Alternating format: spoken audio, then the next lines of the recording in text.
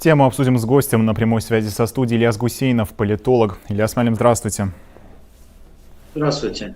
Вот с учетом последних событий возникает ощущение, что для России больше не существует понятия равноправный союзник. Вот почему Кремль систематически демонстрирует пренебрежение даже, казалось бы, к тем странам, которые десятилетиями выстраивали с ними партнерство?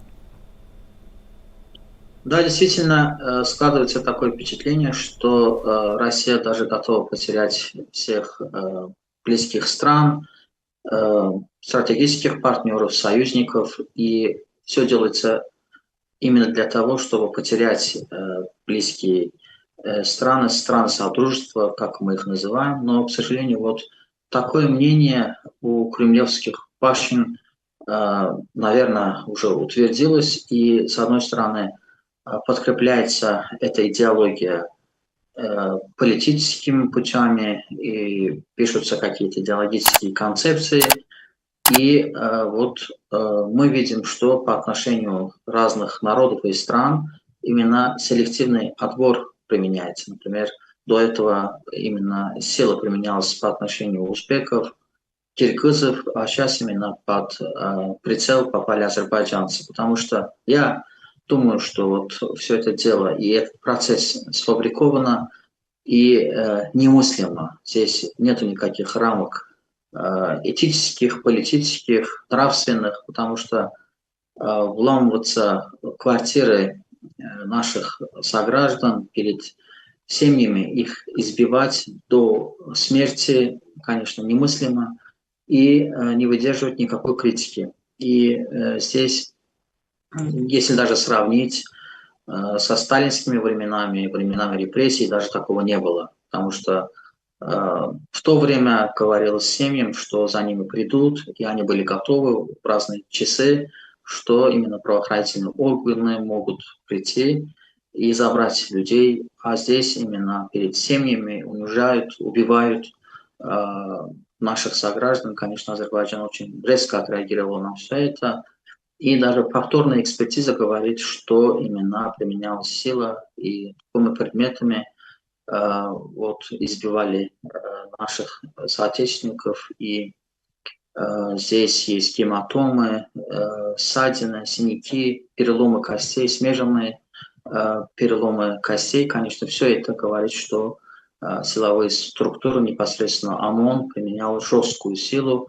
И надо задумываться, откуда они берут вот эту команду, почему вот так озверели, можно сказать, эти силовики против азербайджанцев, какая цель и к чему это все ведет, потому что есть серия этих действий против Азербайджана, например, можно сказать, что после крушения азербайджанского гражданского самолета были произведены кибератаки на азербайджанские сайты. Потом было выяснено, что все это проводилось целенаправленно, и разные источники говорят о том, что все эти кибервоздействия тоже управляются со стороны России, а потом вот этот процесс в Екатеринбурге. Конечно, в критических ситуациях применяются все карты, и у каждой страны есть какая-то сфера влияния, какие-то рычаги давления.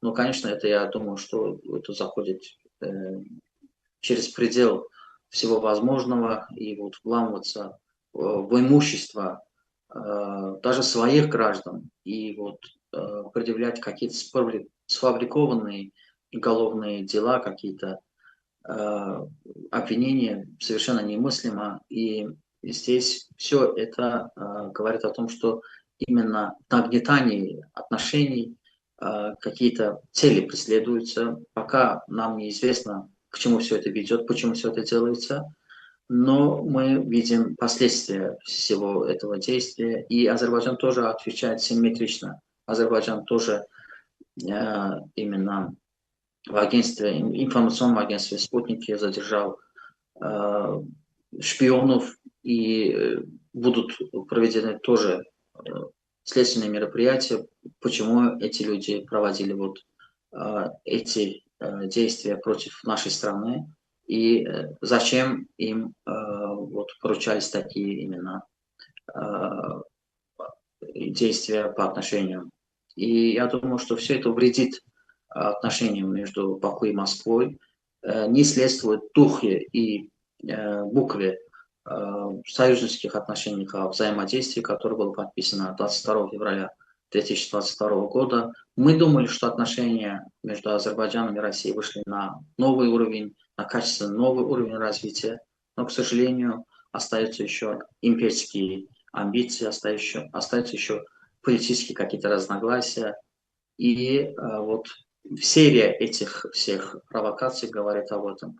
Российская сторона знает, что Азербайджан ответит симметрично. Они знают, что Азербайджан принципиальная волевая страна, и мы не потерпим какие-либо угрозы, шантажи и какие-либо вот выпады в нашу сторону, и не будем просто склонять руки, смотреть за все этим происходящим.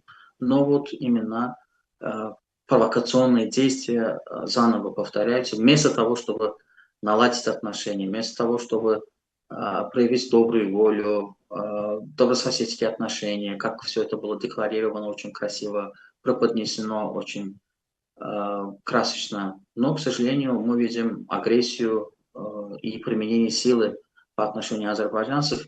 Долгое время шовинисты российских средств массовой информации говорили о том, что мы можем выгнать азербайджанцев, мы можем применить силу. Ну что, мы должны все это видеть, и я думаю, что вот все это ни к чему не приведет к лучшему, потому что на фоне российско-украинской войны многие страны сейчас, мягко говоря, не любят Россию и стараются остерегаться контактов с Россией, экономических, энергетических, политических.